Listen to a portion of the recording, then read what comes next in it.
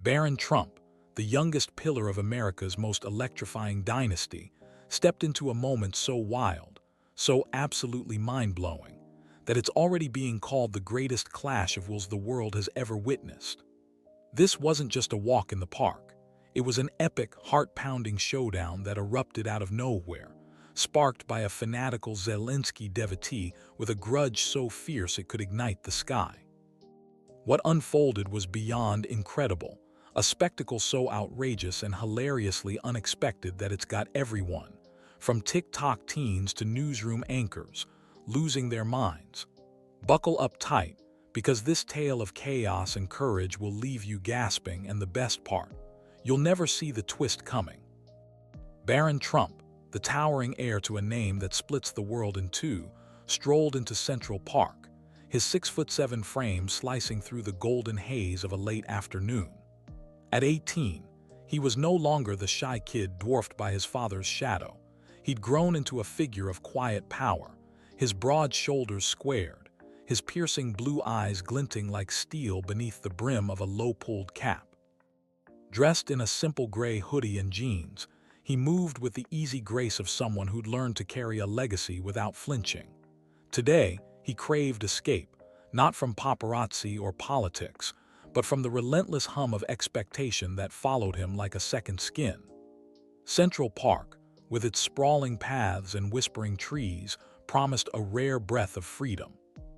The park pulsed with life, a tapestry of urban serenity woven from countless threads. Joggers pounded the trails, their sneakers kicking up faint clouds of dust, elderly couples perched on benches, their hands clasped as they fed crumbs to sparrows. Kids darted across the grass, their laughter rising like bubbles in the warm air. Barron slipped into this rhythm, his strides long and unhurried, the gravel crunching softly beneath his feet. The scent of blooming lilacs mingled with the distant tang of hot dog carts, a breeze rustling the leaves overhead in a gentle dance. For once, he was just a tall kid in a hoodie, blending into the crowd, or so he thought. His destination was a quiet corner near the Bethesda fountain, a spot he'd found during rare trips to the city, where the water's steady trickle drowned out the world's noise. He adjusted his cap, tugging it lower, and veered off the main path, cutting through a grove of oaks whose branches arched like a cathedral ceiling. The sunlight filtered through in dappled patches, painting his shadow in shifting patterns across the earth. His mind wandered, to college applications piling up at home, to a future he could carve beyond the Trump spotlight. This isn't just a story, it's a revelation. And if you want to see how far it goes, subscribe now before it disappears. Here, amid the trees and the soft murmur of the fountain ahead, he felt the weight lift, if only for a moment. But peace was a fleeting guest in Barron's life, and danger lurked closer than he knew. Across the park, near a cluster of picnic tables, a man paced with the restless energy of a caged animal. He was in his 30s, wiry and sharp-edged, his face etched with the lines of too many sleepless nights. His jacket, a faded denim number, sported a Ukrainian flag patch on the sleeve, its colors stark against the worn fabric, a badge of his obsession. Known online as Kiev's Fury, he was a fixture in the digital war zones of X, his posts a relentless drumbeat of outrage against anyone he blamed for Ukraine's woes. Today, his target wasn't a faceless policy or a distant figure. It was Barron Trump, a living symbol of everything he despised. Victor, as he called himself in the real world, had tracked Barron's movements for weeks, piecing together sightings from fan accounts and blurry Instagram stories. His phone, clutched tightly in his hand, buzzed with notifications from his small but rabid following, encouragement, taunts, demands for action. He'd come armed with a megaphone, its scratched surface a veteran of countless protests, and a plan burning in his chest, to confront Barron, to expose him, to turn a quiet park into a stage for his crusade. His eyes, bloodshot and fierce, scanned the paths, searching for the telltale height, the unmistakable stride. He muttered under his breath, rehearsing the tirade that would soon shatter the day. Barron reached the fountain, its stone angels glistening with mist as water cascaded into the basin below. He leaned against the railing, his hands stuffed in his pockets, and let the sound wash over him, a steady pulse that dulled the edges of his thoughts. A few tourists lingered nearby, snapping photos, but they paid him no mind, their chatter a soft hum in the background. He pulled out his phone, scrolling idly through a playlist, the earbuds dangling unused around his neck. The scene was postcard perfect. The fountain's shimmer, the golden light, the faint coo of pigeons strutting across the plaza. It was the kind of moment he'd craved, ordinary, unscripted, his. Victor spotted him then, a jolt of recognition sparking through his veins. He'd been circling closer, weaving through picnickers and dog walkers, his megaphone tucked under his arm like a concealed weapon. Barron's height made him impossible to miss, a lighthouse in the sea of park-goers, and Victor's pulse quickened, his fingers tightening around the device. He edged toward the fountain, his boots scuffing the pavement, his jacket catching on a low branch as he pushed through the grove.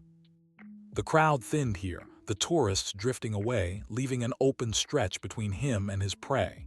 This was it, the moment he dreamed of, the chance to strike. Barron sensed it before he saw it, a prickle at the back of his neck, an instinct honed by years of living under a microscope. He slipped his phone into his pocket, his posture shifting subtly, shoulders tensing as he scanned the plaza. The fountain splash masked the sound of Victor's approach, but not the weight of his stare. Their eyes met across the distance, Barron's cool and assessing, Victor blazing with a zealot's fire. The air thickened, the park's hum fading into a taut silence that stretched between them. Barron straightened, his full height unfolding like a challenge, his hoodie doing little to hide the power in his frame. Victor stopped 10 yards away, his breath shallow, his megaphone raised like a sword. The crowd hadn't noticed yet, their attention scattered across the park's distractions, but the tension was a live wire, crackling with potential. Barron's gaze didn't waver, his hands loose at his sides, a stillness settling over him that felt almost predatory. Victor's thumb hovered over the megaphone's trigger, his chest heaving with the thrill of the hunt. He'd come to break Barron's calm, to drag him into the chaos of his world, and he believed, foolishly perhaps, that fury alone could topple a giant. The fountain gurgled on, oblivious to the storm about to break. A pigeon took flight, its wings cutting through the stillness, and in that heartbeat Victor pressed the button. The megaphone crackled to life, a harsh burst of static slicing through the plaza, and the park's fragile peace shattered into 1,000 jagged pieces. Barron didn't flinch, his eyes locked on Victor, a tower of resilience against the onslaught to come. The crowd turned, heads snapping toward the sound, their murmurs rising like a tide. Whatever happened next, one thing was clear. Barron Trump's quiet stroll had just ignited a firestorm, and the world was about to watch it burn. The air in the plaza thickened with the scent of wet stone and nervous sweat as Victor hoisted the megaphone to his lips, its metallic edge catching the midday sun. A sharp burst of static tore through the park, jolting the crowd from their idle chatter. Tourists froze mid-step, their ice cream cones dripping forgotten onto the cobblestones, while a flock of pigeons erupted into the sky, their wings beating a frantic retreat. At the center of it all stood Barron Trump, towering and still, his hands shoved deep into the pockets of a gray hoodie. His face was a mask of calm, but his eyes, piercing blue and unyielding, tracked Victor's every move. Victor's voice exploded from the megaphone, rough and unrelenting, each syllable a hammer strike against the silence. "You think you're untouchable, don't you?" he roared, his words echoing off the plaza's weathered statues. "A Trump strolling through life while the world chokes on your family's mess." He thrust a crumpled flyer into the air, its ink-smeared image showing a war-torn street, shattered concrete, smoke, and a child's shoe abandoned in the rubble. The crowd gasped, a ripple of unease spreading like wildfire. Some clutched their bags tighter, stepping back. Others craned their necks, their phones already recording the drama unfolding before them. Barron didn't flinch. His broad shoulders stayed relaxed, his stance almost lazy, but there was a quiet menace in his stillness, a predator sizing up its prey. Victor charged closer, his boots scraping the pavement, his free hand slicing through the air as he raged on. "This war, your father's promises, your family's games, it's all on you," he shouted, shaking the flyer like a weapon. "You stand here silent while people die." The accusation landed hard, splitting the crowd into factions. A man in a baseball cap yelled, "Tell it, brother," while a woman nearby hissed, "Leave the kid alone." The tension crackled, a live wire ready to snap. The fountain at the plaza's heart sprayed a fine mist, its droplets catching the light as they drifted between the two figures, Victor, wild and furious, and Barron, an unshakable pillar. Victor's tirade grew feverish, his voice straining through the megaphone's distortion. "Coward," he spat, his face flushed with righteous anger. "You're nothing but a shadow of their sins, too scared to face the truth." He jabbed a finger at Barron, his whole body trembling with the force of his conviction. The crowd held its breath, sensing the tipping point, waiting for the spark that would set it all ablaze. Then Barron moved. It was a small gesture, just a single step forward, but it carried the weight of a thunderclap. Victor faltered, his megaphone dipping as his rant stuttered to a halt. Barron's gaze locked onto him, steady and cold, stripping away the activist's momentum with surgical precision. The plaza seemed to shrink, the bustle of the park fading into a distant murmur, leaving only the two of them in a silent standoff. Victor tried to recover, his voice rasping out another insult, but it died in the air, smothered by Barron's unrelenting presence. In a flash, Barron reached out and snatched the megaphone from Victor's grasp. The activist recoiled, his hands flailing as if burned, and a collective gasp rose from the crowd. Barron held the device up, turning it over with a casual curiosity, his expression blank but his eyes glinting with something unreadable. The onlookers leaned in, their phones trembling as they captured the moment. Victor's mouth opened, a protest forming, but Barron cut it off. He lifted the megaphone to his lips and spoke, his voice deep and even, slicing through the chaos with two simple words: "You're enough." The plaza erupted.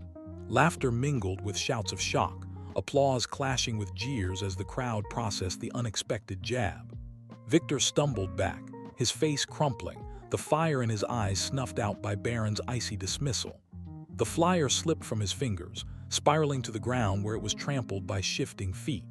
Security surged forward, their black uniforms cutting through the throng, and they grabbed Victor under the arms, dragging him off as he sagged in defeat. His gaze lingered on Barron, hollow and lost, but Barron had already turned away. The megaphone hit the pavement with a dull clank, abandoned as Barron walked off, his cap pulled low over his brow. The crowd buzzed with adrenaline, strangers swapping incredulous looks and heated opinions. "Did you see that?" a teen muttered, replaying the video on his phone. "He just shut him down." The fountain's mist settled back into its rhythm, the pigeons returned to peck at crumbs, and the park slipped back into its lazy hum. But those two words, "You're in the air," a taunt or a truth, depending on who you asked, and they promised to echo far beyond the plaza's borders. The Manhattan dusk swallowed Barron Trump as he slipped into the stream of Central Park North's foot traffic, his towering frame blending into the urban tide. His cap rode low, shadowing his sharp features, while his hoodie draped him in anonymity, a futile shield against the storm he'd ignited. Behind him, Central Park churned with the aftershocks of his plaza showdown with Victor, the Zelensky zealot whose viral meltdown had morphed into a battle cry. The city's pulse quickened, its arteries clogged with outrage and adoration, and Barron was the lightning rod at its heart. But the night wasn't done with him yet. New players were stepping into the fray, and the stakes were about to spike. Blocks away, Victor's makeshift rally at Bethesda Terrace had metastasized. The protesters, once a ragged handful, now swelled into a throng, their chants ricocheting off the stone arches. "Trump! Trump, face the truth!" Signs bobbed above their heads, some scrawled with marker on cardboard, others printed in bold fonts. "Barron's privilege kills and Ukraine bleeds, he walks." The woman in the yellow scarf, now a self-appointed ringleader, hoisted her Ukrainian flag higher, her voice cracking as she screamed into a borrowed bullhorn. He thinks he's above us, above the war, above the dead, the crowd roared back, a beast fed by fury and phone screens, their live streams beaming the chaos to millions. Victor, free from security's grip but bruised in spirit, staggered through the mob like a wounded prophet. His wild hair clung to his sweat-slicked forehead, his hands trembling as he clutched a crumpled flyer, his last relic of defiance. "They can't silence this," he rasped, thrusting the paper at a cluster of teenagers filming him. The image, a bombed-out Ukrainian street, flashed across their screens, captioned with venom, "Barron's legacy is cowardice." His arrest had been a blip, a warning he'd shrugged off, but his followers saw blood in the water. They pressed closer, their phones a forest of glowing eyes, amplifying his every word. "He'll face us," Victor vowed, his voice breaking. "He'll face me." Meanwhile, Barron's trek through the city hit a snag. As he crossed 110th Street, a black SUV screeched to a stop beside him, its tinted windows glinting under the streetlights. The rear door swung open, disgorging a figure cloaked in a trench coat and a scowl, Miles Decker, a self-styled citizen journalist with a YouTube following that thrived on controversy. At 59 and wiry, Miles was dwarfed by Barron, but his ego towered. A GoPro strapped to his chest blinked red, already rolling. "Barron Trump," he barked, shoving a microphone toward Barron's face. "You've got the world blowing up back there. Care to comment on your little Zelensky fan smackdown?" Barron stopped, his sneakers scuffing the pavement, his shadow stretching long and dark. He didn't flinch, didn't raise his voice, just turned his head slightly, his blue eyes slicing through Miles like a blade. "Move," he said, the word flat and final, but Miles wasn't built to back down. He sidestepped into Barron's path, his mic jabbing closer. "People are dying in Ukraine, man. You think you done fixes that? What's your play? Hide behind daddy's name while the internet eats you alive." The GoPro whirred, capturing every second, and a small crowd began to gather, phones out, drawn by the scent of a fresh kill. The air thickened. Barron's hands stayed in his pockets, his posture loose, but a muscle twitched in his jaw, a rare crack in his armor.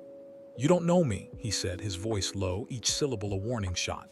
Miles grinned, smelling blood. "Oh, I know enough. Rich kid, big mouth, no spine. Victor's a hero to millions now, what are you?" The taunt hung there, baiting Barron to swing, to yell, to give Miles the viral gold he craved. But Barron didn't bite. He stepped forward, his 67 frame forcing Miles to crane his neck, and said, "Keep talking. See where it gets you." Then he brushed past, shoulder clipping Miles just enough to send the journalist stumbling, the mic clattering to the asphalt. The clip exploded online within minutes. "Barron Trump SHOVES reporter," screamed one headline, paired with slowed-down footage of the shoulder bump. His defenders fired back. Miles provoked him, Barron stayed cool as ice. The internet split again, a fault line of rage and reverence. Miles, undeterred, uploaded a rant from the sidewalk, his face flushed, his GoPro still blinking. "This is Trump arrogance, folks. He thinks he's untouchable, but I'm not scared." Views skyrocketed, and the hashtag Miles vs. Barron trended alongside Victor's war cries. Back at the park, the protest took a darker turn. A splinter group, masked and restless, broke off from Victor's rally, their signs traded for spray cans and rocks. They hit the fountain first, red paint streaking its stone rim with words like Trump blood and war pig. A rock sailed through the air, shattering a nearby lamp, its glass raining down on the plaza. Police sirens wailed in the distance, closing in, but the vandals scattered into the trees, their laughter sharp and unhinged. Victor, watching from the crowd's edge, froze. His crusade had birthed a monster he couldn't control. "Wait, no," he stammered, but his voice drowned in the chaos. Barron, now blocks away, felt the city's pulse shift. His phone buzzed harder, a swarm of alerts he ignored, but the faint wail of sirens pricked his ears. He paused at a crosswalk, his breath visible in the cooling night, and glanced back toward the park's glow. The tempest was growing claws, protests morphing into riots, a journalist baying for his head, a kid with a magazine still haunting his trail. His face stayed blank, his silence a fortress, but his eyes betrayed a flicker of something, resolve maybe, or reckoning. Across town, a new player watched it all unfold. In a dimly lit apartment, a woman with steel gray hair and a laptop glowing with X feeds leaned forward, her fingers hovering over the keys. Her handle, at Truth Siren, commanded a following of millions, her posts a Molotov cocktail of leaks and conspiracies. She'd been tracking Barron's clash since the first clip dropped, and now her screen blazed with the night's carnage. Victor's rally, Miles's ambush, the vandalism's red stain. Barron Trump's untouchable act ends tonight, she typed, her words sharp as shrapnel. He's not just a kid, he's a symbol, and symbols fall. The post went live, retweets surging like a tidal wave. The night closed in, a pressure cooker with no release. Barron kept walking, the city's din at his back, his shadow stretching ahead. Victor's mob, Miles's camera, the masked vandals, and at Truth Siren's digital dagger, they were all converging, a noose tightening around a figure who refused to bend. The controversy wasn't just alive, it was feral, and the next collision was a heartbeat away. The SUV's interior was a cocoon of leather and shadow, the hum of the engine a fleeting shield against the chaos Barron Trump had left behind in the alley.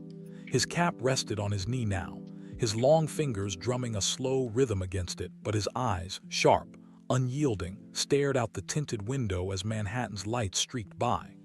Miles Decker's text burned in his mind. "You can't outrun this. See you soon." The words weren't just a taunt. They were a promise, and Barron knew the vultures were circling tighter. Silence had been his weapon, his armor, but tonight it felt like a fraying thread. The driver, a stocky man with a buzz cut and an earpiece, glanced at him through the rearview mirror. "Where to, sir?" His voice was clipped, professional, but there was a flicker of curiosity, rare for someone trained to see nothing. Barron didn't answer immediately. His phone buzzed again, another unknown number. He swiped it open. A photo, grainy but unmistakable, him towering over the kid in the alley, the crumpled flyer stark against the shadows. No caption, just the image, a silent threat from someone who'd been watching. His jaw tightened, the muscle ticking beneath his skin. "Home," he said finally, his tone flat, final. The driver nodded, and the SUV veered toward Trump Tower, its golden glow a beacon in the restless night. Across the city, Alina Voss, at Truth Siren, was already weaving the next thread of her web. Her apartment thrummed with the electric hum of her devices, screens flickering with live feeds, trending hashtags, and the paparazzo's photos now plastered across every corner of the internet. She sipped a mug of black coffee, her steel gray hair pulled into a messy bun, and scrolled through the comments under her latest post. "He's a thug," one read. "Kid had it coming," countered another. The polarization was perfect. Chaos was her canvas and Barron was the centerpiece. She cracked her knuckles and typed, "Silence isn't strength when it's built on fear. Barron's running out of shadows to hide in." The post launched into the digital ether, her followers amplifying it like a war cry. Meanwhile, Miles Decker was on the move. The cafe had been a pit stop. Now he prowled the streets near Trump Tower, his GoPro strapped to his chest, his phone pinging with tips from his chat. "He's headed home," one follower typed. "Saw the SUV on 5th. Miles grinned, his teeth flashing in the streetlight. He'd missed Barron in the alley, but this was better. A showdown at the Trump fortress, live for his growing legion of viewers. "Time to turn up the heat," he muttered, jogging toward the tower's perimeter, his sneakers slapping the pavement. He wasn't just a journalist anymore. He was a predator, and Barron's retreat was blood in the water. Back at Central Park, the protest embers still smoldered. Victor sat alone now, the hardcore stragglers dispersed by police or exhaustion. His hands trembled as he clutched his phone, scrolling through footage of the night, masked vandals, shattered glass, his own hoarse voice lost in the roar. The movement he'd ignited had slipped from his grasp, twisted into something uglier. A notification popped up, Alina Voss's latest tweet tagging him directly.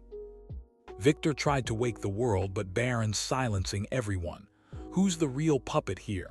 His stomach churned. He'd wanted justice, not this circus, but the spotlight was merciless, and he was no longer its master. The kid from the alley, his name was Petro, though no one knew it yet, hadn't gone home as Barron ordered. He stood outside a bodega, the flyer still crushed in his fist, his breath ragged as he watched the paparazzo's photos explode online. The headlines painted him as a victim, a martyr, but he felt neither. He felt fire. Barron's words, "This isn't your war," rang hollow. It was his war, ever since the bombs had taken his cousins in Kiev. He dug out his phone, hands shaking, and typed a shaky message to a group chat labeled blue and yellow. "He's not nothing. He's worse. We need to do more." The replies flooded in, angry, urgent, a chorus of defiance plotting its next move. Barron's SUV pulled into the underground garage of Trump Tower, the steel gate clanging shut behind it. He stepped out, the air cool and stale, and headed for the private elevator. His phone buzzed again, another text, this time from a number he recognized. His mother, Melania. "Call me. Now." He exhaled, a rare crack in his composure, and pressed the elevator button. The doors slid open, but before he could step inside, a shadow moved, a figure lurking near the garage's edge. It was Miles, GoPro rolling, his voice cutting through the silence. "Barron, time up, man. The world's watching. What you got to say?" Barron froze, his back to Miles, his silhouette a monolith against the elevator's glow. The air thickened, the moment teetering on a knife's edge. Miles edged closer, his camera catching every angle, his stream chat erupting. "Get him. You felt that, didn't you? That was no ordinary moment. If it hit you, hit like, and let's keep going. Don't back down." Barron turned slowly, his face a mask of calm, but his eyes burned with something darker, restraint fraying, a storm held at bay. "You're wasting your time," he said, his voice low, lethal. Miles smirked, undeterred.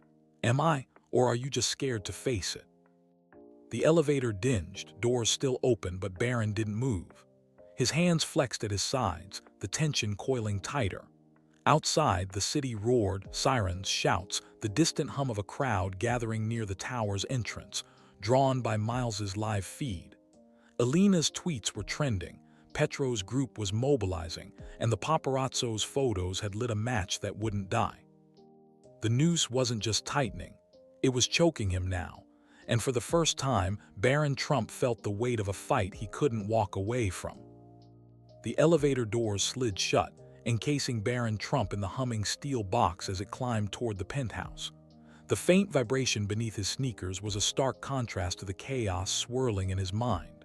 Miles Decker's parting shot, scared to face it, not at him, a persistent echo he couldn't silence. His phone buzzed relentlessly, the screen flashing with a text from an unknown number. "You can't hide forever, Trump. The world's watching." He didn't need to check X to know Alina Voss's latest attack was spreading like wildfire, her words weaponizing his every silence. And Petro, that kid from the alley, his raw, unfiltered rage lingered like a bruise Barron couldn't ignore. The noose was tightening, and it was starting to choke. Barron leaned against the elevator wall, his '67 frame casting a long shadow under the harsh fluorescent light. His hands, usually steady as stone, trembled slightly as he raked them through his hair. The weight of the day pressed down, heavy and unyielding. Miles's ambush had been a cheap trick, but it had hit its mark. Alina, at Truth's siren, wielded her online influence like a blade, turning his restraint into a liability. And Petro's rebellion, born from a past Barron hadn't shaped, felt personal in a way he couldn't shake. The elevator dinged, and the doors parted to reveal the penthouse's marble foyer. Barron stepped out, his footsteps silent on the polished floor, and crossed to the living room. Floor-to-ceiling windows framed the city below, its lights twinkling like a careless galaxy. He sank into a leather armchair, tossing his cap onto the coffee table, and finally unlocked his phone. Notifications flooded the screen, missed calls from his mother, texts from friends, news alerts piling up like debris. Ignoring them, he opened X and typed his name into the search bar. The feed erupted. Alina's latest tweet pinned itself at the top, retweeted thousands of times. Barron's not just a kid, he's a symbol, and symbols fall. Below it, a war of opinions raged. Some called him a victim, others a coward cloaked in privilege. Petro's group had posted a manifesto, jagged and furious. "We won't stop until he answers for his family's sins." Miles's livestream from outside Trump Tower droned on, his voice dripping with triumph. He thinks he's safe up there, but the truth doesn't care about walls. Barron's grip on the phone tightened, his knuckles whitening. A soft knock interrupted the silence. The penthouse door creaked open and Melania Trump stepped inside, her sleek black coat and sharp heels a quiet statement of resolve. "Barron," she said, her voice steady but edged with concern. "I've been calling."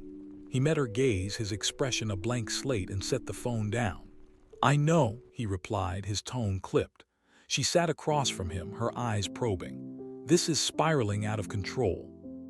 Your father's team can step in. Security, lawyers, whatever you need." Barron shook his head, a faint smirk flickering across his lips.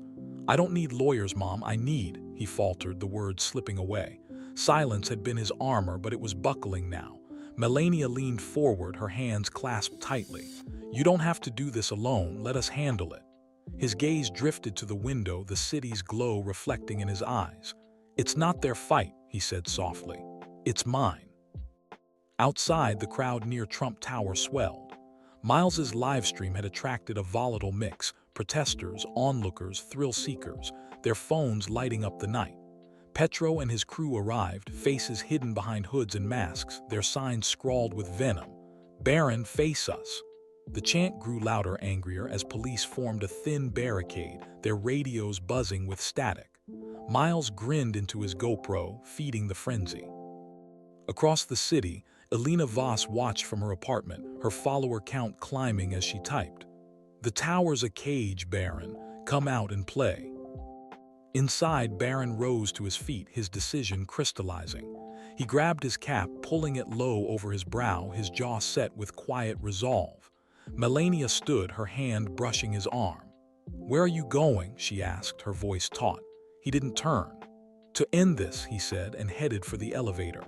The doors closed, the hum of descent marking the seconds ticking down.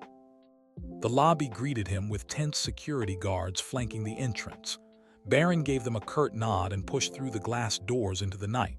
The crowd's roar crashed over him, a tidal wave of noise and fury. Phones swiveled in his direction, cameras flashing like gunfire as Miles elbowed his way forward. "There he is," the journalist crowed. "The prince descends." Barron halted at the crowd's edge, his towering silhouette stark against the streetlights. The mob pressed closer, their chants fracturing into shouts and jeers. Petro emerged from the throng, his scarf slipping to reveal eyes burning with defiance. "You think you can ignore us?" he shouted, his voice raw. "We're not going away." For a moment, Barron stood silent, his gaze sweeping the scene, Petro's clenched fists, Miles's smug leer, the sea of lenses poised to capture his next move. Then he spoke, his voice cutting through the din with calm precision. "You want answers," he said, locking eyes with Petro. "Fine, let's talk." The crowd stilled, the sudden quiet almost louder than the chaos before. Miles's camera zoomed in, Elena's tweetstorm paused, and Petro's breath hitched. Barron Trump, the enigma who'd walked away from every fight, had just stepped into the ring, and the world held its breath for what came next. The makeshift stage stood stark against the backdrop of Trump Tower, its steel frame and floodlights cutting through the dusk like a challenge.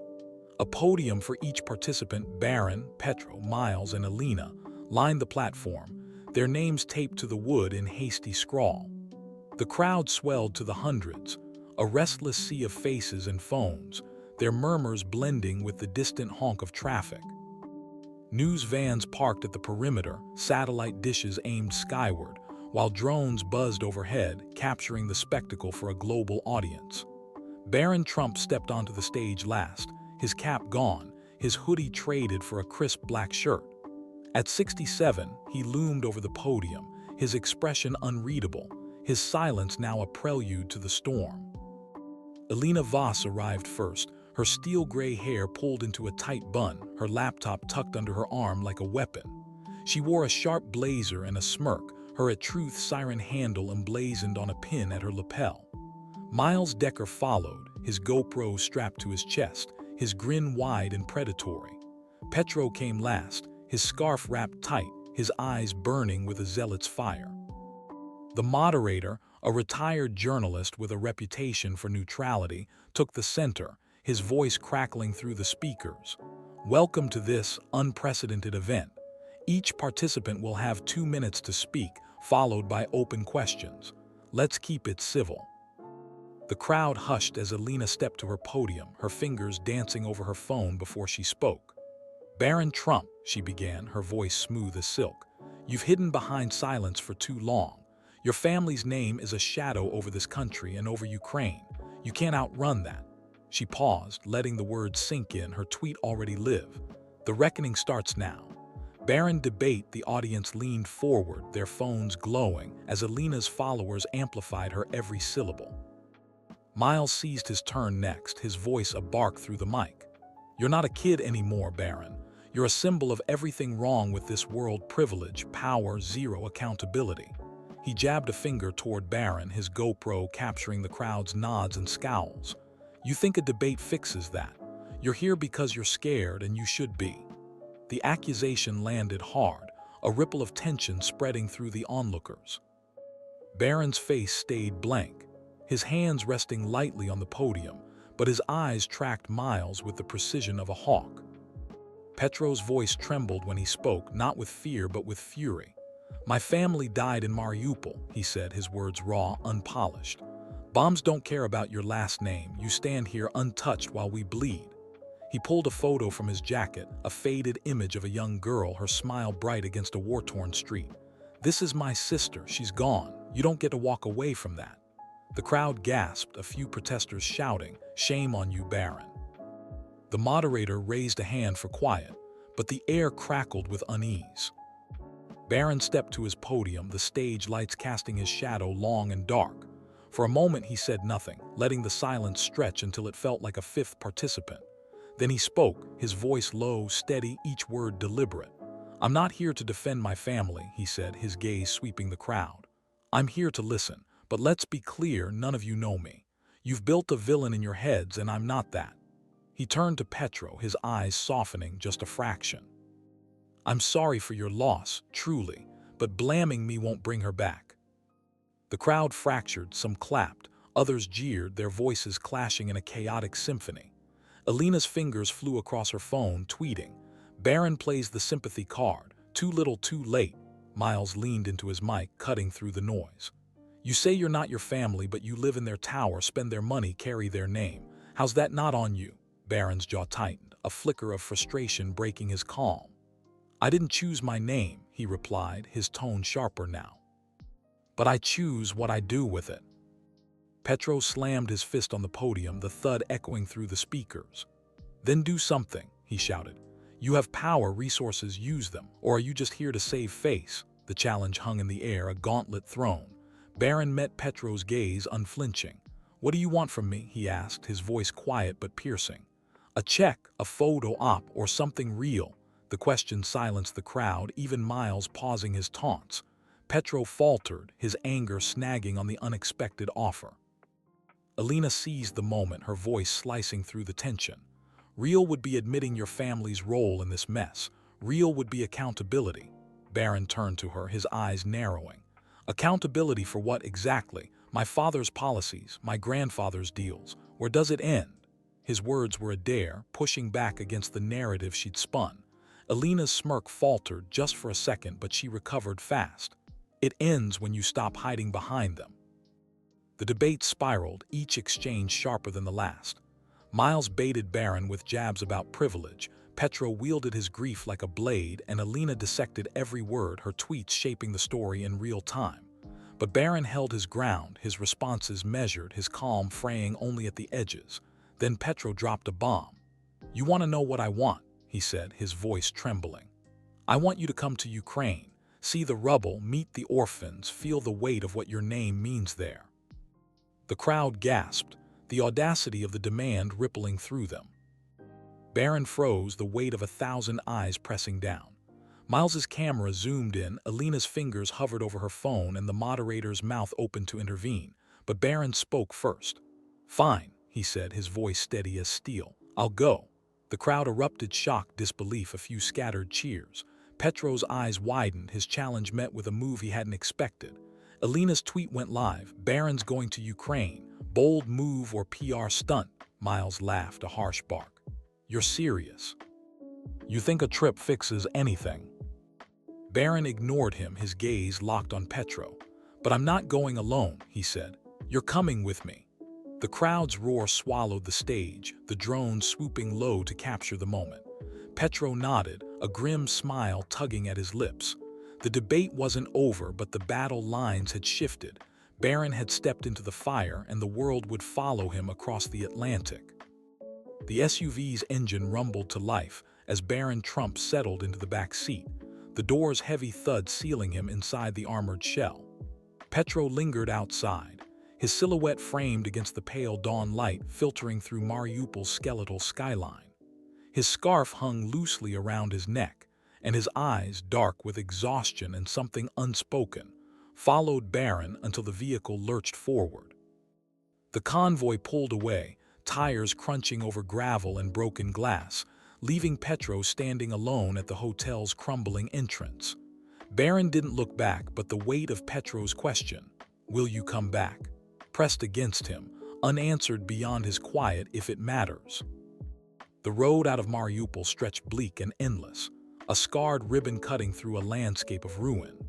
Sunflower fields gave way to charred earth, and the occasional checkpoint loomed ahead, manned by soldiers with weary faces and rifles slung low. Barron stared out the tinted window, his cap shadowing his eyes, his long fingers tapping restlessly against his knee. The silence inside the SUV was oppressive, broken only by the driver's muttered Ukrainian over the radio and the faint buzz of static. 3 days in Ukraine had stripped away the polished veneer of Barron's world. Here, there were no gilded towers, no manicured lawns, just the raw, unfiltered pulse of survival. Their next destination was a refugee camp near Dnipro, a sprawling patchwork of tents and makeshift shelters where thousands had fled the war's eastern front. The plan was simple: deliver aid, meet with organizers, and keep moving. But nothing in Ukraine was simple. Barron's phone, now intermittently alive with signal, vibrated against his thigh. He ignored it, knowing the flood of notifications. Alina Voss's venom, Miles Decker's betrayals, his mother's pleas, would only pull him back into a storm he couldn't control. Here, at least, he could focus on what was in front of him. The convoy arrived at the camp by mid-morning, the air thick with dust and the clamor of voices. Children darted between tents, their shouts mingling with the clatter of pots and the low hum of generators. Barron stepped out, his height drawing immediate attention, his presence a ripple through the crowd. Aid workers in faded vests approached, their greetings cautious but warm. A young woman with a clipboard, Oksana, she introduced herself, guided him toward a distribution tent, her English clipped and precise. "We're grateful for the supplies," she said, "but don't expect miracles. People here need more than boxes." Barron nodded, his hands stuffed into his jacket pockets. "I'm not here to play savior," he said, his voice low. Oksana studied him, her gaze sharp, then gestured to the line of refugees waiting for food and blankets. "Good, because they've had enough of promises." She handed him a crate of bottled water and pointed him toward the queue. Barron took it without protest, his broad shoulders hunching as he carried it to the table. For the next hour, he worked in silence, unloading, stacking, handing out supplies, his movements steady, his face unreadable. The cameras were there, of course, hovering at the edges, but he kept his cap low and his focus narrow. It was mid-afternoon when the first shouts broke the rhythm of the camp. Barron was mid-handoff, passing a blanket to an elderly man when a sharp crack split the air. He froze, the sound too close to gunfire, his pulse spiking. Oksana grabbed his arm, pulling him toward the tent's flap. "Not shooting," she said quickly. "Engine backfire, but stay alert." Barron exhaled, his breath shaky, and followed her outside. A battered truck had stalled near the camp's perimeter, its hood up, smoke curling from the engine. A small crowd gathered, voices rising in frustration. Barron started toward it, but Oksana stopped him. "Not your job," she said. "You're here to help, not fix everything." He hesitated, then nodded, stepping back. But the incident lingered, a reminder of how fragile the calm was. The camp was a lifeline, but it teetered on the edge, overcrowded, underfunded, a breath away from chaos. Barron returned to the tent, his hands dirt-streaked, his mind churning. He thought of Petro, of Mariupol's ruins, of the woman's hollow eyes at the memorial. These were children, she'd said. The words echoed, heavy and accusing, and he wondered if his presence here was enough, or if it was just another gesture swallowed by the war's vast hunger. As dusk fell, Barron joined Oksana and a few others around a fire pit, the flames casting long shadows across the camp. They shared a pot of watery soup, the conversation drifting between logistics and quiet stories of loss. A man named Victor, his face lined with grief, spoke of his brother, killed in Bakhmut. He believed in heroes, Victor said, his eyes on Barron. I don't. Barron met his gaze, unflinching. I'm not one, he replied. Victor grunted, a sound that might have been agreement or dismissal, and passed the ladle. The night deepened and Barron retreated to a corner of the tent, his phone finally in hand. The signal was weak, but the messages loaded, hundreds of them, a digital avalanche. Elena Voss had escalated. Barron's camp crusade, noble or naive. Miles Decker had posted a grainy photo of Barron unloading crates, captioned, "Golden Boy slumming it for clout." And then there was Petro's name trending again, tied to a leaked audio clip, his voice raw and angry from the drone incident in Mariupol. Even here, they can't leave you alone. The internet had spun it into a narrative of betrayal, of Barron dragging Petro into his spotlight. Barron's jaw tightened, his thumb hovering over the screen. He typed a reply, "This isn't about me," then deleted it. Words wouldn't fix this. A shadow fell across him and he looked up to see Oksana. "You should sleep," she said. "Tomorrow's harder." Barron nodded, pocketing the phone. "What's tomorrow?" he asked. She hesitated, then said, "A hospital, kids from the front, you ready for that?" His throat closed, but he forced a nod. "Yeah," he lied. Oksana didn't push, just handed him a thin blanket and walked away. Barron lay on a cot that night, the camp sounds, coughs, murmurs, a baby's cry filling the dark. Sleep wouldn't come. He saw Petro's face, the drone crashing into the wreath, the candle he'd lit in Mariupol flickering out. He'd come to Ukraine chasing something, meaning maybe, or a way to step out of his father's shadow. But every step sank him deeper into a story he couldn't control. The war wasn't his to fight, but its weight clung to him now, a second skin he couldn't shed. Outside, the wind picked up, rattling the tent. Barron closed his eyes, Petro's words from the video replaying. "You're not the enemy, but you're not the answer either." He didn't know what he was, not yet.